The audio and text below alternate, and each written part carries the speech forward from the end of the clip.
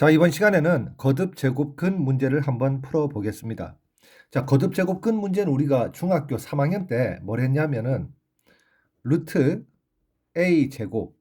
자, 이 문제를 풀었었는데 어떻게 풀었냐면 a가 0보다 클 때는 그냥 루트 a 제곱이 a가 됐었고 a가 0보다 작을 때는 루트 a 제곱이 마이너스 a가 됐었습니다.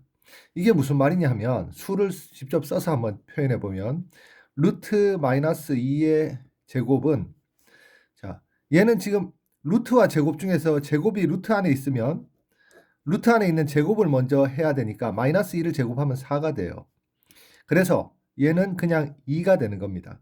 자, 이 2는 우리가 그냥 편하게 2라고 쓸 수 있는데 마이너스 2에다가 뭘 붙여야지 플러스 2가 되냐면 바로 마이너스를 붙여야지 플러스 2가 되니까 이런 모양, 즉 이런 모양이 된다는 사실을 우리가 기억하고 있어야 돼요. 자, 그런데 지금 우리가 제곱근에서 이 앞에 얼마가 생략되어 있냐면 2가 지금 생략되어 있었거든. 2가 생략되어 있었어. 이 지금 짝수예요. 2는. 얘를 확장해 보면 4제곱근 A의 4제곱이 있다고 한번 해봅시다. A 4제곱근 A의 4제곱은 마찬가지로 A가 0보다 클 때 A가 0보다 작을 때로 나누어서 A가 0보다 클 때는 그냥 A라고 써주면 되고 A가 0보다 작을 때는 마이너스 A라고 써주면 됩니다. 자, 쌤이 이렇게 이야기를 했는데 결론은 뭐냐면, 자, 보세요. 이 수는 이 앞에 부호가 없기 때문에 이 앞에 부호가 없으면 플러스가 생략되어 있는 양수입니다. 양수. 그러니까 결과적으로 양수가 돼야 되지. A 자체가 양수일 때는 A라고만 써주면 되고 A가 음수일 때는 마이너스 A라고 써서 양수로 만들어주면 되는 거예요. 언제? 바로 짝수일 때.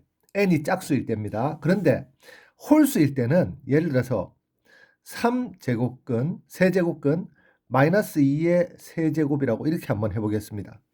자, 세제곱근 마이너스 2의 세제곱은, 자, 세제곱근 마이너스 8이 되고, 자, 얘는 세제곱에서 마이너스 8이 되는 수를 찾으면 돼. 물론 여기 실수 중에서 이제 찾는다고 가정하면 마이너스 2가 되겠죠. 결론적으로 이 n의 값이, 이 값이 홀수일 때는 부호에 상관하지 말고, 자, 세제곱근 A의 세제곱의 경우에 A가 플러스든지 마이너스든지 양수든지 음수든지 간에 그냥 A라고 쓰면 됩니다. 자, 그러면 기억부터 한번 보겠습니다. 기억은 세제곱근 마이너스 2의 세제곱이라고 생각하고, 그럼 얘는 밖으로 나오면은 그냥 마이너스 2가 되겠죠. 그리고 얘는 마이너스 루트 4인데 루트 4가 2니까 마이너스 2가 돼서 좌변의 값도 마이너스 2, 우변의 값도 마이너스 2. 기억은 참입니다.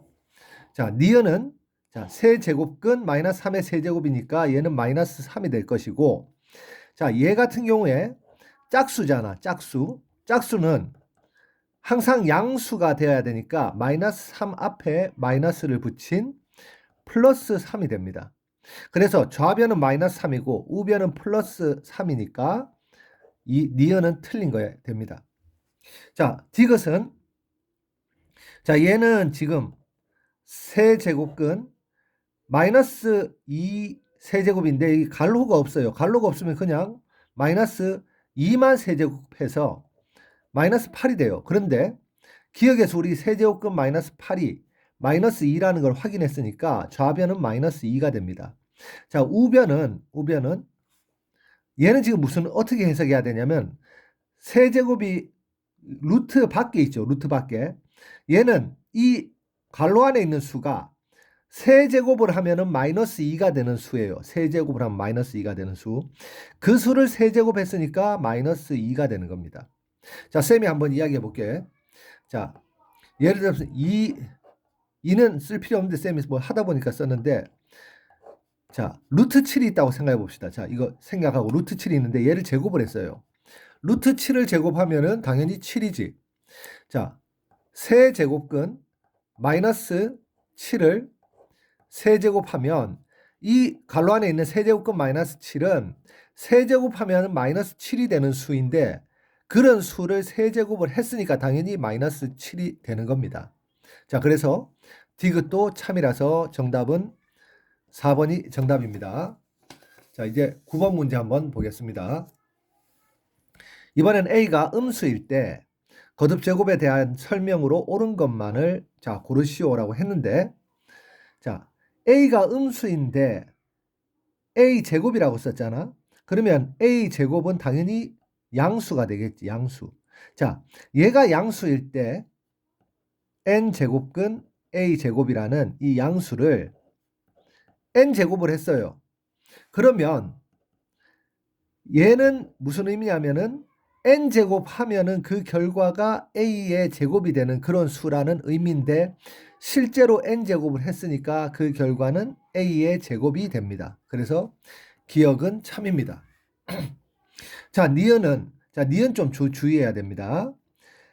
n 제곱근 A의 n 제곱은, 자, n이 짝수일 때는 항상 얘가 양수가 돼야 되기 때문에 절대값 A라고 쓰는 게 맞아요. 그런데 세제곱근 A의 세제곱이라고 하면 A가 음수일 때 이 결과는 그냥 A라고 써야 됩니다.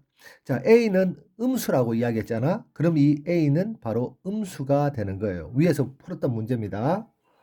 자, A가 음수일 때 n제곱근 A의 n제곱은 얘를 양수를 만들기 위해서 마이너스 A라고 써야 되고, n 플러스 1은, 자, 얘는 지금 쌤이 이렇게 마이너스 A라고 쓴 건 참, 이걸 하나 안 썼네. n이 짝수라고 가정하고 이제 설명한 겁니다. 먼저 n이 짝수라고 생각하면은 n제곱근 A의 n제곱은 마이너스 A가 되고, 그러면 n이 짝수면 n 플러스 1은 홀수가 되겠죠. 그러면은 홀수는 그냥 A라고 써주면 돼요. 얘하고 얘를 결합하면은 0이 되겠지. 자, n이 홀수일 때도 한번 생각해 봅시다. 디귿에서 n이 홀수일 때.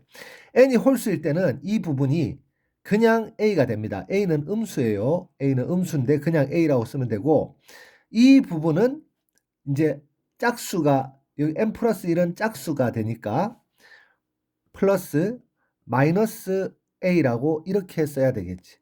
그러면은 이거 두 개 결합하면은 0이 돼서 디귿도 참이 됩니다. 정답은 3번입니다. 자, 18번 문제 한번 보겠습니다.